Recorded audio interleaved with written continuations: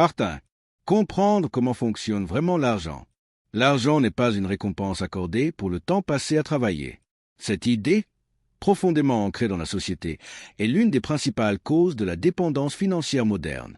Depuis l'enfance, on nous apprend que plus on travaille dur et longtemps, plus on mérite de gagner. Pourtant, la réalité économique fonctionne autrement. Le temps est une ressource finie, identique pour tous, alors que la valeur peut être multipliée, transmise, automatisée et reproduite. Comprendre cette différence marque le premier tournant vers la liberté. L'argent est toujours le résultat d'une valeur créée, perçue et échangée. Cette valeur peut prendre la forme d'un service, d'un produit, d'une solution, d'une organisation ou d'un système. Lorsqu'une personne échange uniquement son temps contre un revenu, elle limite mécaniquement son potentiel. Dès que le temps s'arrête, le revenu disparaît. Il ne s'agit pas d'un échec moral, mais d'un modèle structurellement fragile. Reconnaître cela permet de sortir de la culpabilité et d'ouvrir la porte à d'autres formes de création de richesse. Les petites décisions révèlent toujours les grandes capacités. Une personne qui ne sait pas gérer une petite somme ne saura pas gérer une grande. L'argent obéit à des lois simples mais strictes. Sans ordre, il se disperse. Sans conscience, il se perd. Chaque unité monétaire doit avoir une mission claire. Vivre, épargner, investir, contribuer. Lorsqu'un euro n'a pas de destination définie, il disparaît dans l'inconscient quotidien. L'ordre financier n'est pas une contrainte, c'est une libération. La relation émotionnelle à l'argent est un pilier souvent ignoré. Beaucoup portent des croyances héritées, souvent inconscientes, associant l'argent au mal, à la corruption ou à la perte de valeur. En réalité, l'argent n'a pas de morale propre. Il amplifie ce qui existe déjà.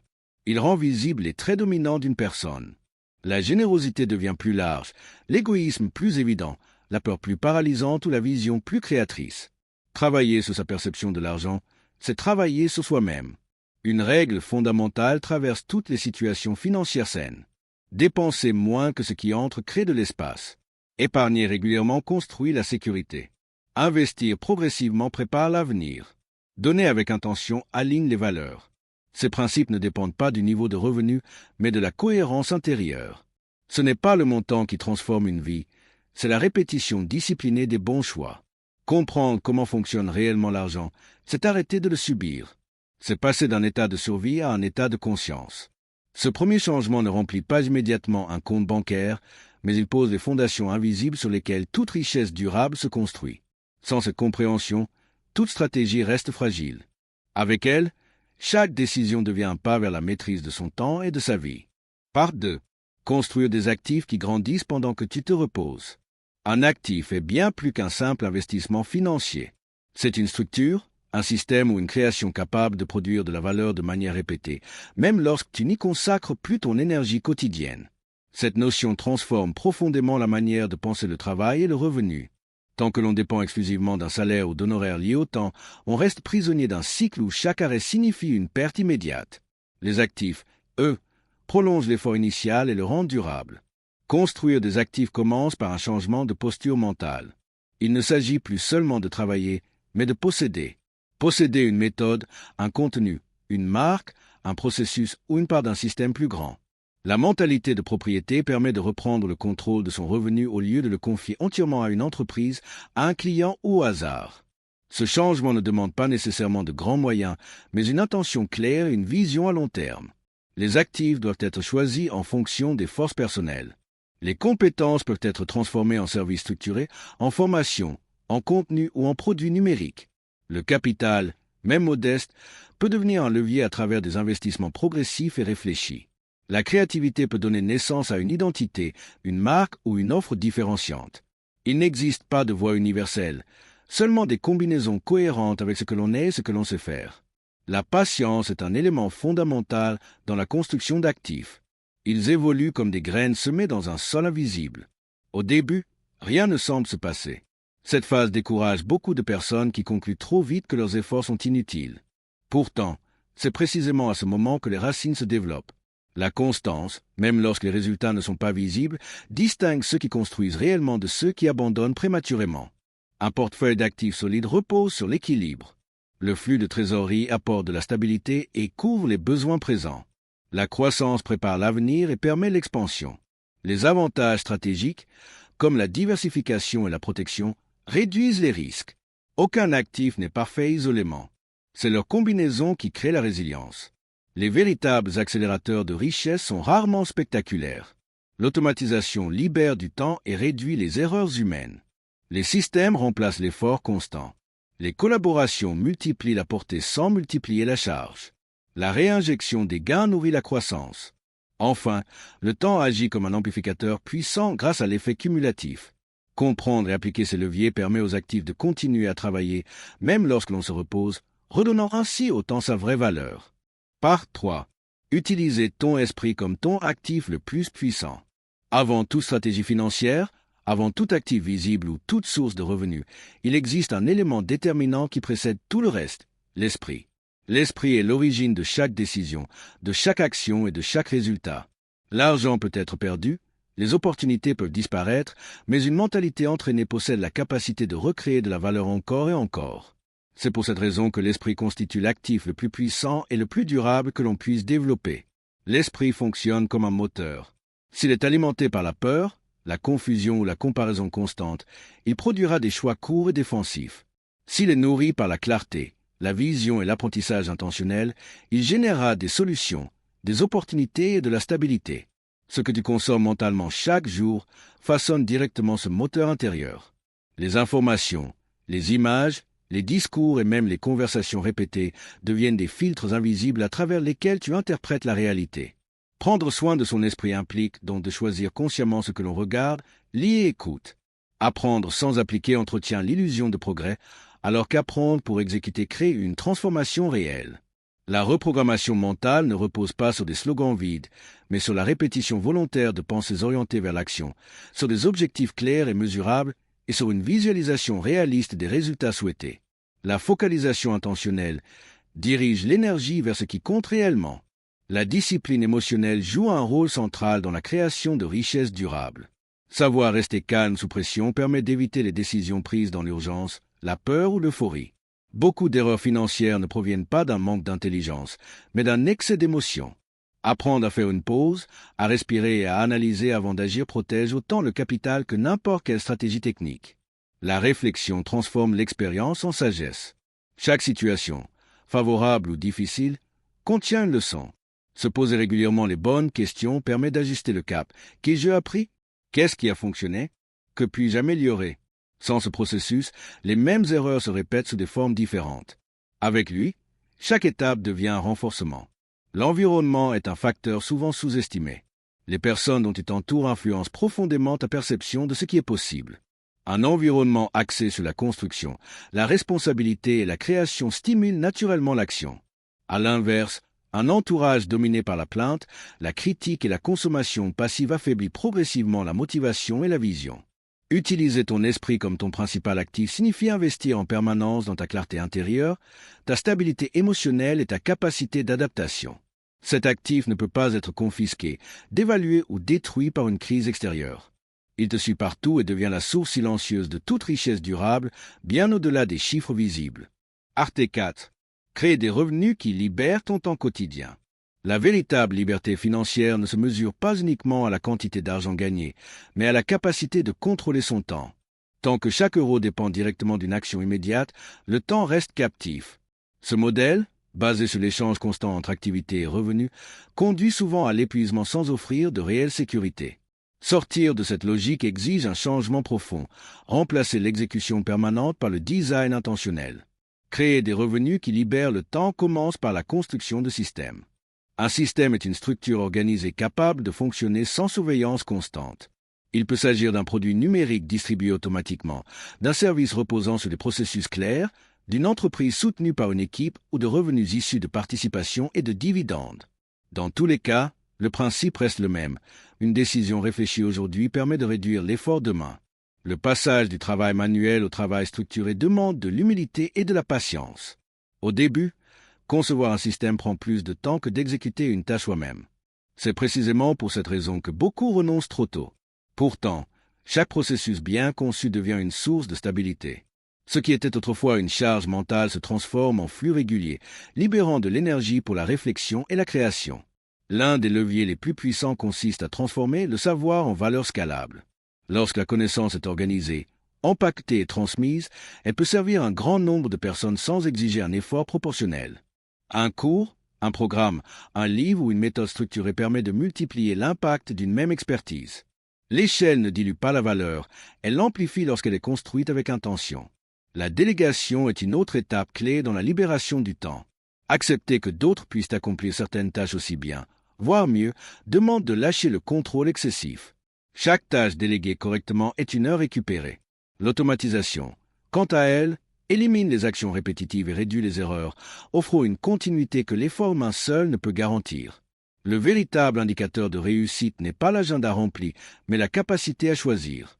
Être occupé en permanence est souvent confondu avec le succès, alors qu'il s'agit parfois d'un manque de structure. Contrôler son temps signifie pouvoir dire non, ralentir, réfléchir et orienter sa vie selon ses priorités. Les revenus qui libèrent le temps ne sont pas un luxe réservé à quelques-uns, mais le résultat d'une vision claire, de systèmes solides et de décisions cohérentes prises sur la durée. Arte 5. Transformer ta passion en gain durable. La passion est une force puissante, mais laissée sans structure, elle s'épuise rapidement et ne produit pas de stabilité financière. Beaucoup de personnes confondent enthousiasme et modèle économique. Elles investissent de l'énergie, du temps et parfois de l'argent, sans jamais construire un cadre solide capable de transformer cette énergie en valeur durable. La réalité est simple. La passion devient rentable lorsqu'elle répond à un problème réel avec une solution claire et une organisation disciplinée. Transformer une passion en gain durable commence par un changement de posture. Il ne s'agit plus seulement de faire ce que l'on aime, mais de le traiter avec le sérieux d'un projet professionnel. Cela implique de la régularité, des processus définis et une vision à long terme. L'inspiration fluctue, mais la discipline crée la continuité. Sans structure, même la passion la plus sincère finit par se heurter à la fatigue et à la frustration. La création de valeur repose sur la compréhension des besoins réels des autres. Une passion qui ne sert qu'à s'exprimer soi-même a peu de chances de devenir une source de revenus stable. En revanche, lorsqu'elle est orientée vers la résolution d'un problème concret, elle trouve naturellement sa place sur le marché. Identifier ce point de rencontre entre ce que tu aimes, ce que tu sais faire et ce dont les autres ont besoin constitue un tournant décisif. La confiance est l'élément central de toute relation économique durable. Elle ne se décrète pas, elle se construit dans le temps. L'authenticité, la cohérence et la capacité à raconter une histoire vraie renforcent cette confiance. Une passion partagée avec sincérité crée un lien. Ce lien devient progressivement une monnaie invisible, mais extrêmement puissante. Les personnes n'achètent pas uniquement un produit ou un service, elles investissent dans une relation et une vision. Une passion bien structurée offre souvent plusieurs possibilités de monétisation. S'appuyer sur une seule source de revenus fragilise l'ensemble. À partir d'un même socle, il est possible de développer différentes offres, différents formats et différents canaux. Cette diversification protège la stabilité tout en permettant une croissance progressive. La gestion financière reste essentielle. Réinvestir intelligemment permet de renforcer la structure sans céder à la tentation d'augmenter trop vite son niveau de vie. Une croissance maîtrisée protège la passion sur le long terme. Transformer une passion en gain durable, ce n'est pas la trahir. C'est lui donner les moyens de survivre, de grandir et de continuer à apporter de la valeur sans s'éteindre. Part 6. Investir dans ce qui donne une indépendance réelle. Investir ne signifie pas simplement placer de l'argent dans des produits financiers. Investir, dans son sens le plus profond, consiste à orienter consciemment ses ressources vers ce qui renforce l'autonomie, la stabilité et la capacité de choix sur le long terme. Beaucoup confondent investissement et spéculation, cherchant des gains rapides sans comprendre que la véritable indépendance se construit lentement, avec clarté et cohérence. Le premier et le plus rentable des investissements reste le développement personnel. Les compétences, la connaissance et la discipline ne peuvent pas être retirées par une crise économique ou un changement de marché. Apprendre à mieux penser, à mieux décider et à mieux s'adapter crée un avantage durable. Une personne qui investit dans son savoir multiplie sa capacité à créer de la valeur, même lorsque les conditions extérieures deviennent instables. Acheter des actifs plutôt que des objets éphémères est une distinction fondamentale. Les choses qui brillent procurent une satisfaction immédiate mais disparaissent rapidement, laissant peu de traces positives sur la stabilité financière. Les actifs, eux, génèrent du flux, de la croissance ou de la protection. Ils soutiennent le futur plutôt que d'alourdir le présent. Cette logique demande parfois de renoncer à des plaisirs visibles au profit de bénéfices moins immédiats mais bien plus solides. La clarté est un pilier essentiel de l'investissement. Investir sans objectif précis revient à naviguer sans direction. Chaque décision devrait répondre à une intention claire. Sécurité, croissance, liberté de temps ou transmission. La patience complète cette clarté. Les modes passent, les promesses rapides séduisent, mais seules les stratégies cohérentes résistent au temps. Investir avec patience, c'est accepter que les résultats les plus stables se construisent progressivement. L'indépendance réelle ne se limite pas à l'argent. Elle inclut l'équilibre émotionnel, la santé, la qualité des relations et la capacité à poser des limites. Une personne financièrement riche mais émotionnellement dépendante reste vulnérable. Préserver sa paix mentale, son énergie et sa capacité d'adaptation fait partie intégrante de toute stratégie d'investissement intelligente. Les valeurs et l'intégrité jouent un rôle central dans la durabilité. Les raccourcis peuvent offrir des gains temporaires, mais ils érodent toujours la confiance et fragilisent l'avenir. Construire avec intégrité protège non seulement le patrimoine matériel, mais aussi la réputation et la stabilité intérieure. Investir dans ce qui donne une indépendance réelle, c'est aligner ses ressources avec une vision à long terme où la liberté repose autant sur ce que l'on possède que sur ce que l'on est. Part 7. Une discipline financière qui ne s'éteint pas. La discipline financière n'est pas un effort ponctuel motivé par une crise ou un objectif temporaire. Elle constitue une pratique continue, intégrée au quotidien, qui protège la stabilité sur le long terme. Beaucoup cherchent la motivation, alors que la motivation fluctue naturellement. La discipline, elle, repose sur des habitudes simples, répétées et ajustées avec honnêteté. C'est cette constance silencieuse qui fait la différence entre la survie financière et la construction durable. La première forme de discipline est la clarté. Être honnête avec ses chiffres, connaître précisément ce qui entre et ce qui sort, élimine une grande partie du stress. Ignorer les nombres n'efface pas les problèmes, cela les amplifie. Un plan financier clair, accompagné d'objectifs réalistes, permet de prendre des décisions conscientes plutôt que de réagir dans l'urgence. Le budget n'est pas une restriction, mais une carte qui indique où l'on va. La gestion émotionnelle est au cœur de la discipline. Beaucoup de décisions financières sont dictées par l'impulsion, la comparaison ou l'envie de reconnaissance. Apprendre à faire une pause avant d'acheter ou d'investir protège des choix irréversibles. L'émotion passe, mais les conséquences restent. Développer la capacité à différer une gratification renforce la maîtrise de soi et la stabilité future. L'épargne régulière joue un rôle apaisant. Elle crée un filet de sécurité qui offre de la marge de manœuvre face aux imprévus. Cette réserve n'a pas pour vocation de rester immobile, mais de sécuriser les bases. La tranquillité mentale qu'elle procure permet de prendre de meilleures décisions, sans pression excessive. La dette mérite une attention particulière. Utilisée avec discernement, elle peut être un outil stratégique. Mal utilisée, elle devient une chaîne lourde qui réduit la liberté. La dette liée au style de vie, destinée à maintenir une apparence ou à combler un vide émotionnel, fragilise toujours l'avenir. Distinguer clairement la dette productive de la dette inutile est un acte de responsabilité. Enfin, les systèmes surpassent la motivation. Mettre en place des rituels, des revues régulières et des mécanismes de suivi permet à la discipline de fonctionner même lorsque l'énergie baisse. Une discipline financière qui ne s'éteint pas repose sur la structure, la répétition et l'alignement avec des valeurs claires. Elle devient alors une alliée silencieuse, présente dans chaque décision, soutenant la liberté et la sérénité sur la durée. Part 8. Automatiser pour sortir du stress financier. L'automatisation représente l'un des tournants les plus puissants dans la construction d'une stabilité financière durable.